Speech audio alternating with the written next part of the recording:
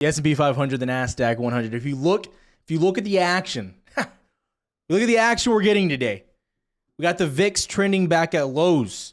Now, the only person that isn't happy about this is every other influencer that you've been following and saying the bear market is still coming. Well, spoiler alert, everyone except them has been correct.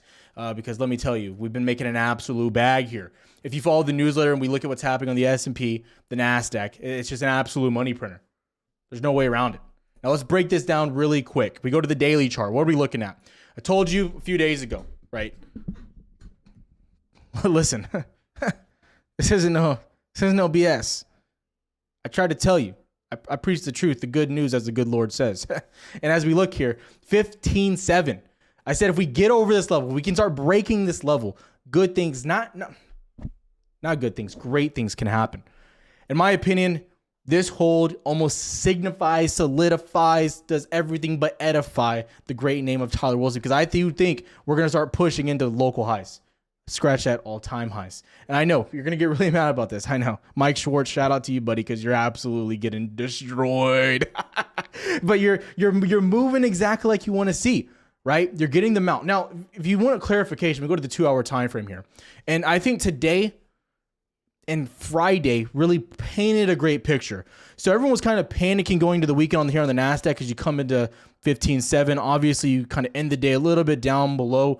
We start the day out here, the 16th, you're kind of just chilling there. You come out today, fireworks, just shooting us up all day long, higher lows pushing up.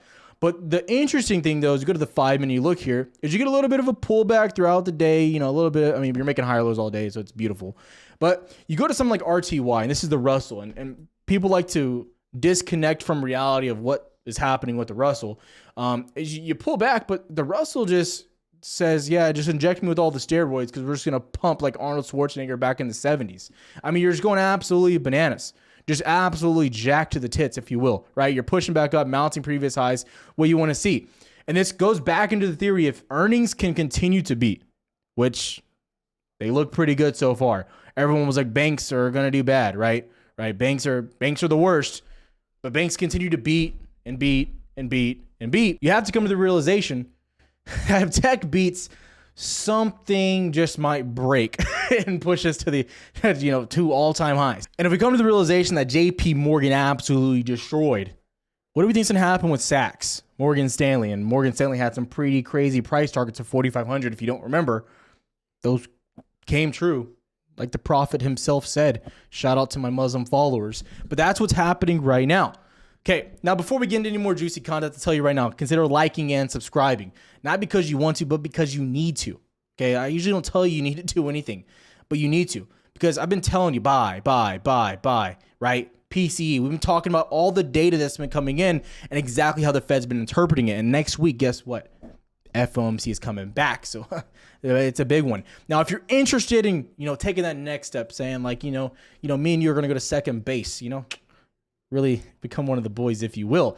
Now, you can go the route of Discord, but if you're a new trader, I don't recommend joining. If you come to the top, we have the education here. We don't have a course we sell you. We give you that completely free. If you want education, that's there. But you want to see how we trade, why we trade, Discord's definitely there for you. Almost 1,000 members concurrently right now. You can go down and see all the features that you're going to get with the cheaper full access, just so you understand. Anyways, back to the channel. So when we look at what's happening, I don't think you can be anything but excited. Now, for tomorrow,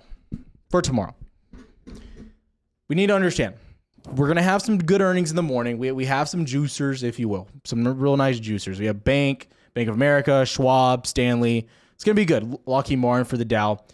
But the biggest things I think we're looking for is going into Wednesday, end of the day Wednesday specifically, because it's going to set the tone for tech, and also you have TSM for semiconductors.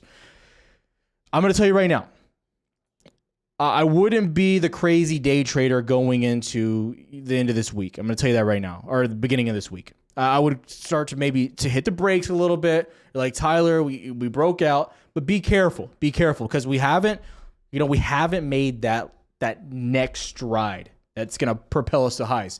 Because like we've been saying, it's these earnings that are going to depict the way we move going forward. But that being said, it's looking like markets are pricing in a beat on earnings just across the board as it is. We have to come to that realization. We look at ES mounting above 45.50, and then we look at NQ, well above, 15.7. you're extremely happy. You go into something like Dow, which again, a lot of Dow names are, reporting now. And again, Dow is doing what you need it to do, right? It's doing that dance. Higher lows across the board since October. I know we want to discount what's happening on higher time frames, but someone's got to look at them. You're breaking above local highs as well, 34.7. You're trying to get the break into 35,000, which hasn't been tested since April of 2022. Okay, Dow's really been consolidating as well. I would not be surprised if after earnings we do see a little bit of a rotation into some Dow names as well. But again, where I really want to focus on is some of these smaller cap names, because again, you're breaking out and you're continuing. And if you're here, the relative level you're looking for is closer towards 2,000 on the Russell to 2030 roughly. And that's where you're going to make your money. And that's where things really get interesting. Because if you look, you haven't even recovered here on the Russell. Not even close. You're not even close. You have tons of room to go here, but it looks like the start of what was happening back in January. Now, again, giving you a visual on some of these names of why I'm so excited. We look at crowd, and again, these aren't necessarily all on the Russell, but they're names that have been held down that are mid and smaller caps. And it's not a small cap, it's a mid cap, right? Cloud names, I can go on a long tangent. Something like Square, you absolutely love them. For some reason, like PayPal, I pray for you guys, but I guess I'll cover the stock as well. You go to Coin. There's so many of these names. And again, these aren't even just small caps, but they're just not the megas. They're not the FANG names. They're not the biggest ones in the market. And people still need to understand the opportunity is still there for very big names to even get back to 50% of where they were back in 2021, right? Just saying, come to the realization, understanding of where we're at. Now, today, what did we do? Today, what were we trading? Now, today specifically, if you're not following on Twitter, again, I don't know what you're doing. I really don't know. So I posted this earlier at around right at market open, the ascending triangle. And I've been saying this on repeat, AVGO, AVGO, AVGO. It's probably one of my favorite setups right now. And then obviously we started breaking right above. You can see I said at literally 8:56, 26 minutes in the market open, AVGO screaming at any level in NQ, we're breaking up with ease. Obviously, I started trading this one, and then we started breaking up clearly into 906. We ended up getting to highs around 912, I believe.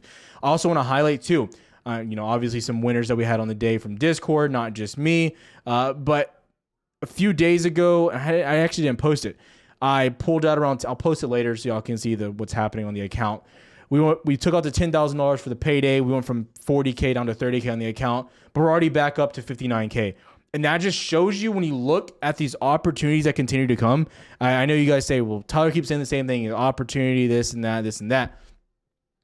If you understand where your reward opportunity is, it's going to change the way that you're able to trade. Because when you're able to be patient, go longer dated contracts, we look at like Meta, AVGO, LRCX, AMD, the list goes on.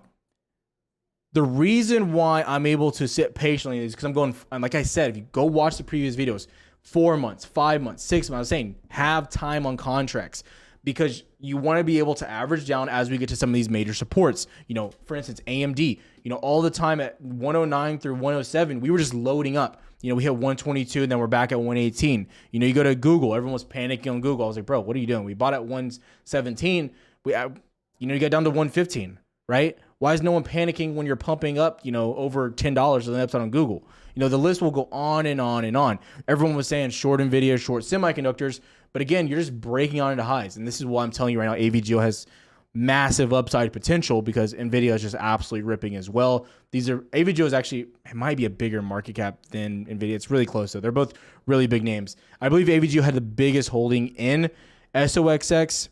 NVIDIA might have overtaken it value-wise now though. But worth mentioning as we look at that. So looking at the market, that's what I'm looking for. Now, giving you overall plays I'm liking, let's go through them really quick. First up, Amazon, absolutely beautiful. If you watched the video on Friday, then I just drew you a treasure map pointing you to King Midas's gold or silver, whatever the hell he says. So you're pushing back up. You can actually see right here on the weekly, you come back into this, the 200 MA, you're bouncing and holding on it.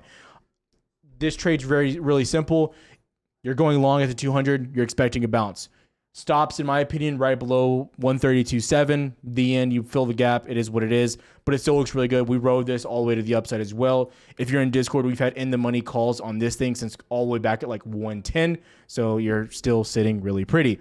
Next up is Tesla. So Tesla is an interesting one, and people are like, well, Tyler, Tesla's earnings on Wednesday. I don't think I should touch it. So I like trading things into earnings. I think it's a good opportunity, and it kind of mitigate your risk. If Tesla can continue to hold this 289 range, I'm very excited.